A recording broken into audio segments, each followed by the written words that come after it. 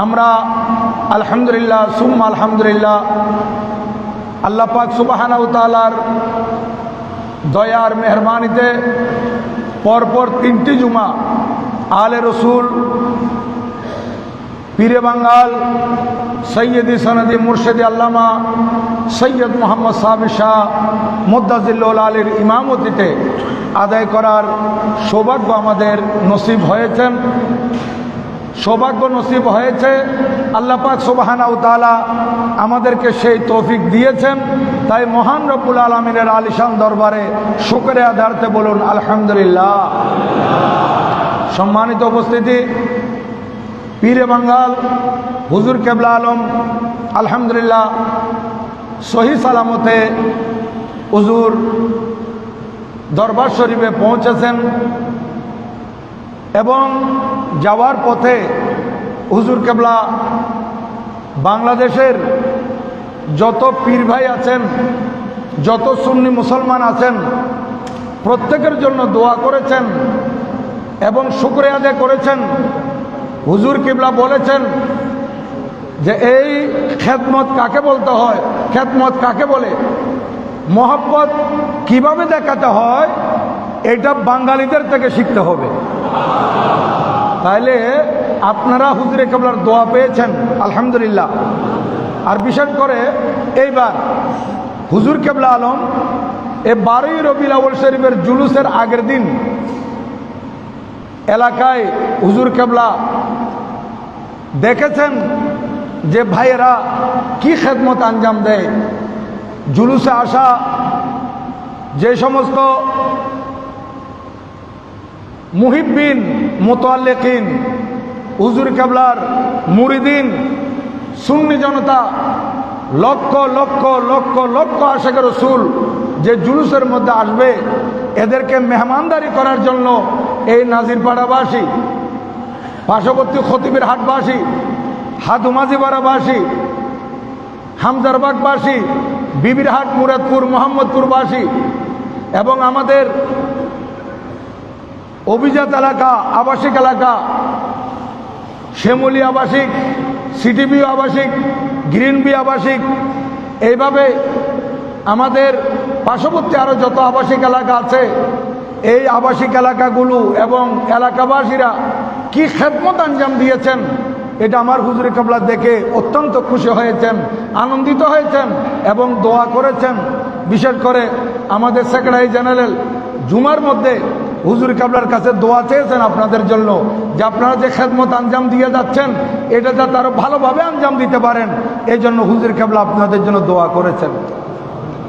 আর বিশেষ করে আমাদের এই নাজিরপাড়ার মধ্যে 25 বাড়ির মধ্যে যাদের যত সামর্থ্য আছে, সামর্থ্য অনুযায়ী আপনারা মেহমানদের মেহমানদারি করেছেন। যারা তাবারুকাতের ব্যবস্থা করেছেন ওনারা তবরুক দিয়ে মেহমানদারি করেছেন।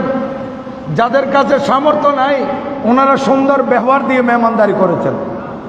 কলেমাতুন তাইয়্যিবাতুন সাদাকা, ভালো ব্যবহার দেওয়া, এদেরকে 1 গ্লাস পানি দেওয়া, এদেরকে নামাজ পড়ার জন্য কাপড় বিছিয়ে দেওয়া, জায়নামাজ বিছিয়ে দেওয়া, নিজের বিল্ডিংয়ের নিচে গ্যারেজের জায়গা পরিষ্কার করে দেওয়া, ছাদ পরিষ্কার করে দেওয়া, বারান্দা পরিষ্কার করে দেওয়া, এই সব কিছু হচ্ছে আপনাদের মেহমানদারি।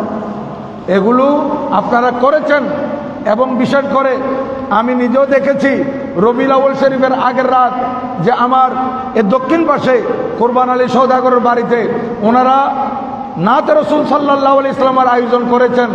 আর এদিকে পূর্ব দিকে মোশাররফ আলী সওদাগরের বাড়িতে নাতে রসুল সাল্লাল্লাহু আলাইহি ওয়াসাল্লামের পরিবেশনার আয়োজন করেছে। আর কোথায় করেছে হয়তো আরও করেছেন, আমার জানা নাই। কিন্তু এই যে আপনারা রসুল পাক সাল্লাল্লাহু আলাইহি ওয়াসাল্লামের আগমন উপলক্ষে একদিকে মেহমানদের মেহমানদারির জন্য কষ্ট করে যাচ্ছেন, তাবারুকাতের ব্যবস্থা করে যাচ্ছেন, অপরদিকে নাতে রসুল সাল্লাল্লাহু আলাইহি ওয়াসাল্লামের পরিবেশনা, কিছু ওয়াজ নসিহত এবং আমাদের জামিয়ার ময়দানে জামিয়ার ছাত্ররা যেভাবে নাতে রসুল সাল্লাল্লাহু আলাইহি ওয়াসাল্লামের আয়োজন করেছে, আসলে এগুলো প্রশংসার দাবি রাখে। আপনাদেরকে আমিও ব্যক্তিগত পক্ষ থেকে মোবারকবাদ জানাচ্ছি। আপনাদের এই ধারাবাহিকতা রক্ষা করার জন্য আমি অনুরোধ করব এবং ভবিষ্যতে আরও যাতে বাড়াইতে পারেন। কারণ আপনারা যে খেদমতটা করতেছেন এটা মুহাজির সাহাবায়ে কেরাম মক্কা শরীফ থেকে যে মদিনা শরীফ তশরিফ নিয়ে গিয়েছিলেন, মদিনাবাসীদেরকে বলা হয় আনসার। এই আনসার সাহাবায়ে কেরাম মুহাজির সাহাবীদের যে খেদমত করেছেন সেইটার ধারাবাহিকতা আপনারা রক্ষা করতেছেন। তো আপনাদেরকে মোবারকবাদ। তো আল্লাহ পাক সুবহানাহু ওয়া তাআলা আপনাদের এই খেদমতকে কবুল আর মঞ্জুর করুন। সবাই বলুন আমিন। আমার সেক্রেটারি মহোদয় ইনশাআল্লাহ আমার তকরিরের পরে হুজুরে কেবলার পক্ষ থেকে আপনাদেরকে কিছু বলবেন ইনশাআল্লাহ। তো আমি কোরআনুল করিম থেকে একটি আয়াত তেলাওয়াত করেছি। এই আয়াতটি হচ্ছে পবিত্র কালামুল্লাহ শরীফের সূরাতুল আহজাবের 21 নম্বর আয়াত। এই সূরাতুল আহজাব এটা পারা হচ্ছে 21, সূরা নম্বর হচ্ছে 33, আয়াত নম্বর হচ্ছে 21। আমি বারবার এগুলো খুলে বলি এই কারণে যাতে করে আপনারা ঘরে গিয়ে কনজুল ইমান, আমি তো বারবার বলে থাকি কোরআনুল করিমের বাংলা বিশুদ্ধ অনুবাদের কিতাবের নাম হচ্ছে কানজুল ইমান, এটা ঘরে ঘরে রাখবেন। নিজেদের সন্তানদেরকে পড়ার জন্য বলবেন। কোরআন শরীফের আয়াত তেলাওয়াত করবে, নিচে অনুবাদ দেখবে, পাশে তাফসীর দেখবে, কলব নুরানি হবে, ইমান মজবুত হবে। তো এই আয়াতের মধ্যে আল্লাহ সুবহানাহু ওয়া তাআলা আল্লাহর প্রিয় মাহবুব সাল্লাল্লাহু আলাইহি ওয়াসাল্লামের আদর্শের কথা বলতেছেন, আখলাকের কথা বলতেছেন। আমার নবীজি আমাদের জন্য মডেল, আমার প্রিয় নবীজি আমাদের জন্য আদর্শ, এই কথা ঘোষণা দিচ্ছেন স্বয়ং রসুল পাক সাল্লাল্লাহু আলাইহি ওয়াসাল্লামকে, যিনি সৃষ্টি করেছেন এবং আমাদেরকে যিনি সৃষ্টি করেছেন, কুল কায়নাত যিনি সৃষ্টি করেছেন, সেই মহান রবেই ঘোষণা দিচ্ছেন লাকাদ কানা লাকুম ফি রাসূলিল্লাহি উসওয়াতুন হাসানাতুন লিমান কানা ইয়ারজুল্লাহা ওয়াল ইয়াউমাল আখিরা ওয়া যাকারাল্লাহা কাসীরা। আল্লাহ পাক বলেন যারা আল্লাহকে ভয় করে, হাসরের ময়দানকে ভয় করে, ইয়ারজু এখানে আশা রাখা, আশা রাখতে হলে আল্লাহকে ভয় করতে হবে, হাসরের ময়দানকে ভয় করতে হবে, হাসরের ময়দানের পরিত্রাণের জন্য ইবাদত করতে হবে, তাকওয়া অর্জন করতে হবে। এই জন্য আমি অনুবাদ করতেছি যে যারা আল্লাহকে ভয় করে এবং পরকালকে ভয় করে, ওয়া যাকারাল্লাহা কাসীরা, এবং বেশি বেশি আল্লাহ তাআলার জিকির করে, আল্লাহ তাআলাকে স্মরণ করে, তাদের জন্যই রয়েছে ফি রাসূলিল্লাহি উসওয়াতুন হাসানা, আল্লাহর প্রিয় মাহবুব সাল্লাল্লাহু আলাইহি ওয়াসাল্লামের মধ্যে উত্তম আদর্শ।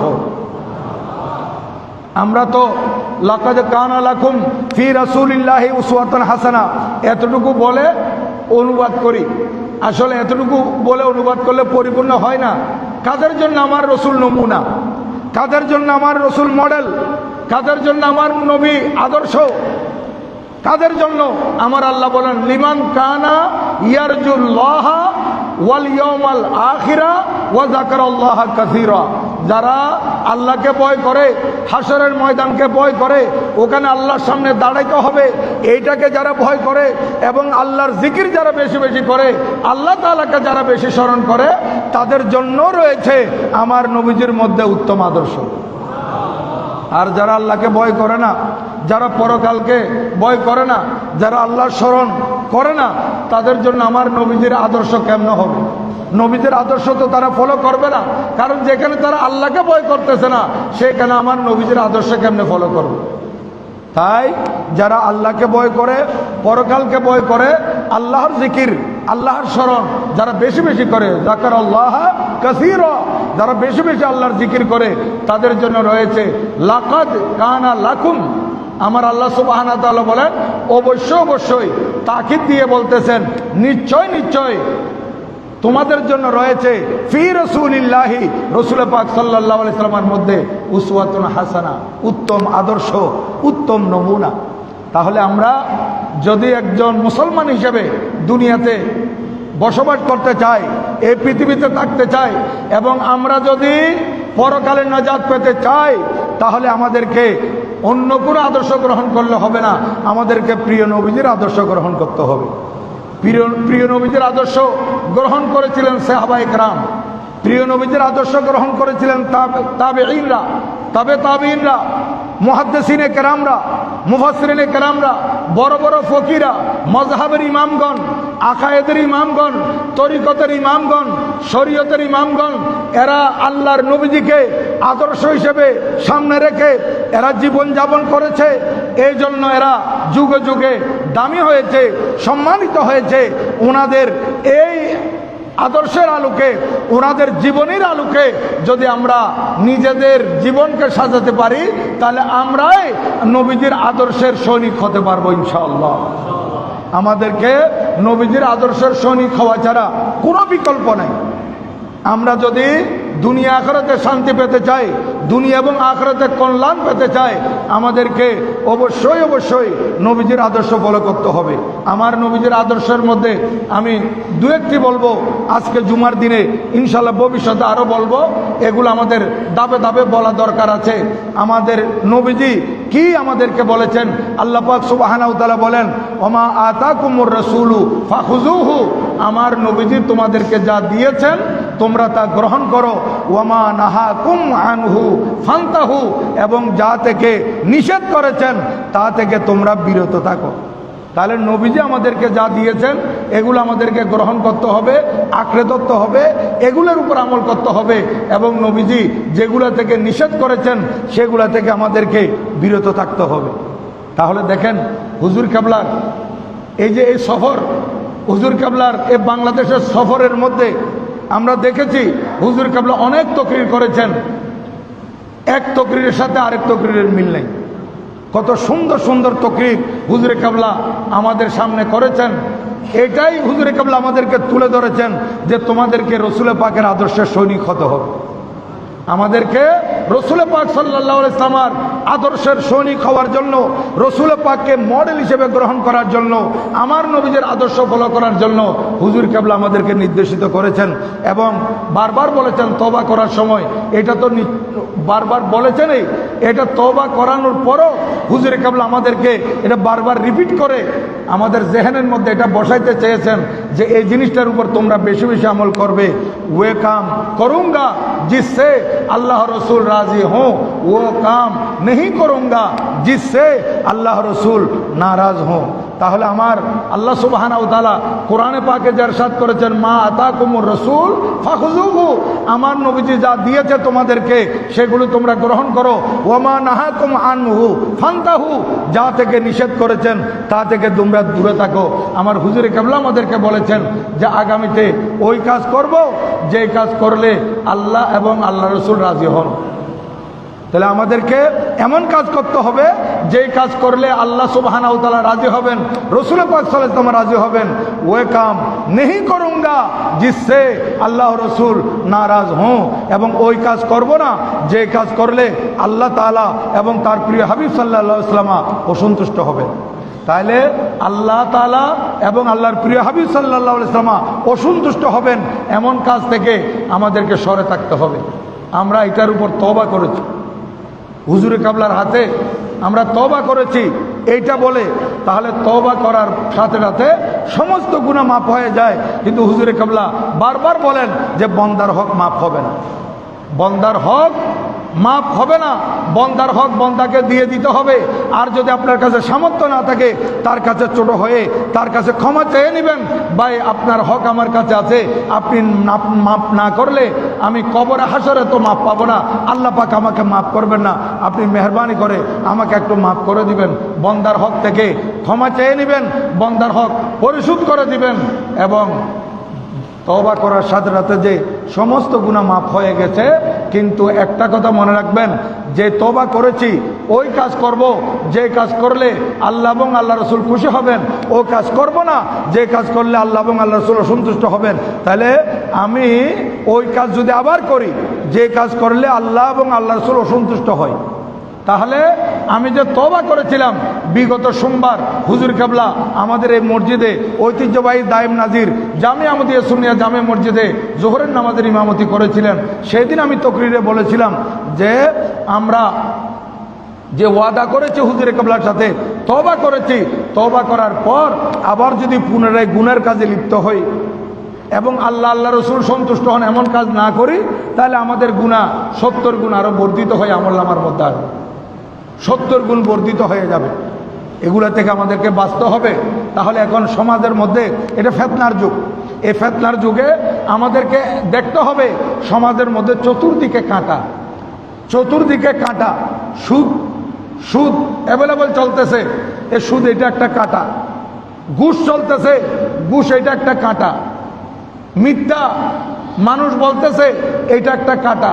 মানুষ আরেকজনকে হিংসা করতেছে, এইটা একটা কাঁটা।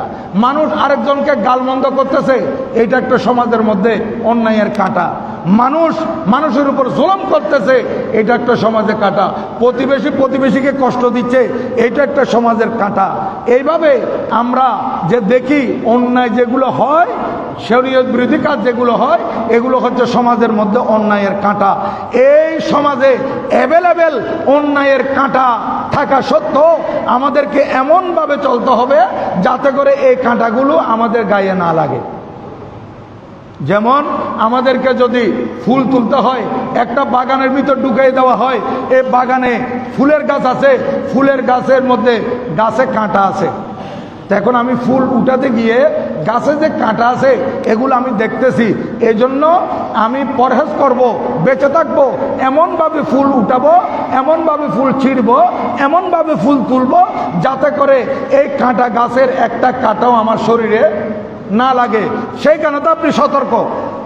একটা কাঁটা লাগলে, ফুল গাছের কাঁটা আপনার শরীরে রাখলে আপনি ব্যথা পাবেন, সেটা আপনি বুঝতেছেন, এই জন্য আপনি কেয়ারফুল, আপনি একেবারে সতর্ক। তাহলে সমাজের মধ্যে যে অন্যায়ের কাঁটাগুলো আছে এগুলো যাতে আমার শরীরে না লাগে। এগুলো লাগলো তো আমার ওই ফুলের কাঁটা, এটা কিছুক্ষণের জন্য আমি ব্যথা পাবো, কিন্তু এই সমাজের মধ্যে যে অন্যায়ের কাঁটাগুলো চলতেছে এগুলো যদি আমার গায়ে লাগে তাহলে তো আমার দুনিয়া আখিরাত বরবাদ হয়ে যাবে। আমাদেরকে বুঝতে হবে, দেখতে হবে আমরা যাতে সুন্দরভাবে চলতে পারি। আল্লাহ পাক সেই তৌফিক আমাদেরকে দান করুন, আমিন। আমি আপনাদের খেদমতে বলবো, আমার নবীদের আদর্শ আমরা যদি ফলো করি সমাজের মধ্যে শৃঙ্খলা ফিরে আসবে, সমাজের মধ্যে শান্তি আসবে, দেশের মধ্যে শান্তি বিরাজ করবে। তাহলে আমার নবীজি ছোট বড় সবাইকে দেখলে সালাম দিতেন। এক সাহাবী হযরত সাইয়েদনা আব্দুল্লাহ ইবনে আমর রাদিয়াল্লাহু তাআলা থেকে বর্ণিত, রসুল পাক সাল্লাল্লাহু আলাইহি ওয়াসাল্লামকে জিজ্ঞাসা করা হলো, এটা মুত্তাফাক আলা রাওয়ায়াত, বুখারী শরীফে আছে, মুসলিম শরীফে আছে এবং মিশকাত শরীফে আছে। ইয়া রাসূলুল্লাহ আইয়ুল ইসলামে খায়র, হুজুর ইসলামের মধ্যে কোন জিনিসটা উত্তম, কোন জিনিসটা বেহতর?